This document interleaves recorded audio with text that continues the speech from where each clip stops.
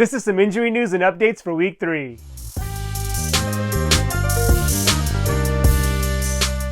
Let's kick it off with some running backs. First up, Joe Mixon. Mixon suffered an ankle injury last week and what appeared to be a hip drop tackle. He was able to come back into the game, but his ankle has flared up on him since. He was not able to practice at all this week, and he is listed as doubtful. What complicates things is the fact that his backup, Dameon Pierce, is listed as out for this game, so third string Cam Akers should get the starting nod.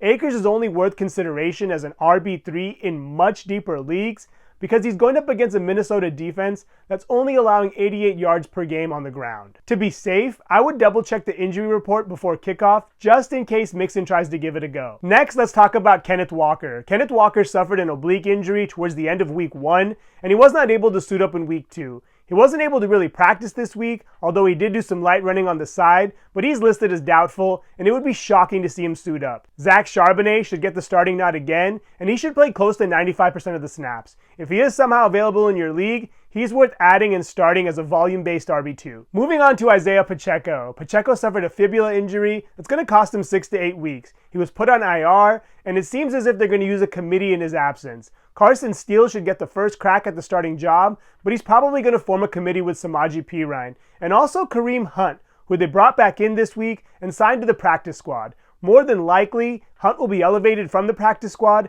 and may see some reps, but I would think for the time being, this is going to be a pretty evenly split backfield with Steele having a slight advantage over the others. Next, Raheem Mostert. Mostert suffered a chest injury that kept him out of Week 2. He was able to return to the practice field this week, but in limited capacity, and Coach Mike McDaniel has expressed pessimism around him playing, and he's listed as doubtful. So my guess is he won't suit up. And even when he does come back, he's likely going to take a backseat to Devon Achane. Next, let's head over to Tennessee and talk about Tai Spears. Spears was forced out of last week's game with an ankle injury, but it's thought to be relatively minor. He was able to practice in full today and should be able to give it a go on Sunday. He's listed as questionable, but I think he's closer to probable. And even though it's good news that Spears will suit up, he's still likely to continue to play second fiddle to Tony Pollard. Next, as a friendly reminder, Christian McCaffrey is on IR and is slated to miss the next 6 to 8 weeks, but it could be longer than that. If Jordan Mason is somehow available in your league, you should rush to the waiver wire and pick him up. At this point, he's a locked-in RB1 while McCaffrey is out,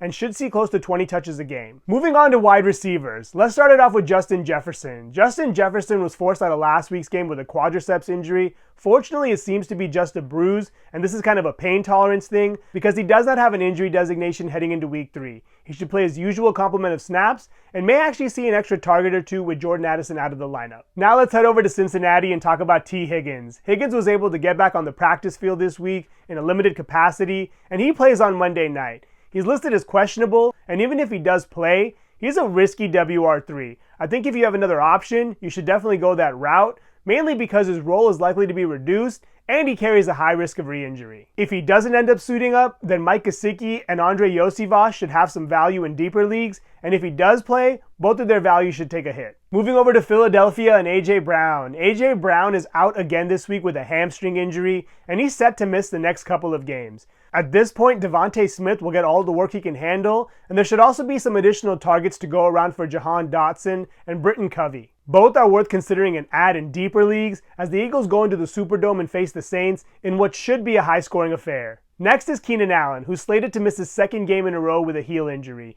DJ Moore should dominate looks, and Rome Odunze should see an uptick in work as well. Moving on to LA, Cooper Kupp suffered a serious high ankle sprain and is slated to miss the next couple of weeks. The Rams do have a bye in Week 6, and even though he's not going on IR, my guess is they'll hold him out until then. With Puka Nacua already out of the lineup, this receiving core is thin. Expect more targets for Jordan Whittington, Tyler Johnson, and Demarcus Robinson. Next, let's talk about Michael Pittman, who missed Friday's practice and was a late addition to the injury report with back and calf issues. There is optimism that he will be able to suit up, but he may be limited. What hurts him even more is the fact that Josh Downs will be making his debut and will surely eat into his workload. Rounding out the receivers is Deebo Samuel. Deebo Samuel suffered a calf injury and will be out for the next couple of weeks. In his absence, Brandon Ayuk is a must-start WR1, and Juwan Jennings should see a big uptick in work as well. He's worth adding and starting in deeper leagues as a WR3. Now let's talk about some tight ends. Staying in San Francisco, let's talk about George Kittle. George Kittle suffered an injury midweek during practice. He came out of Wednesday's session with a strained hamstring,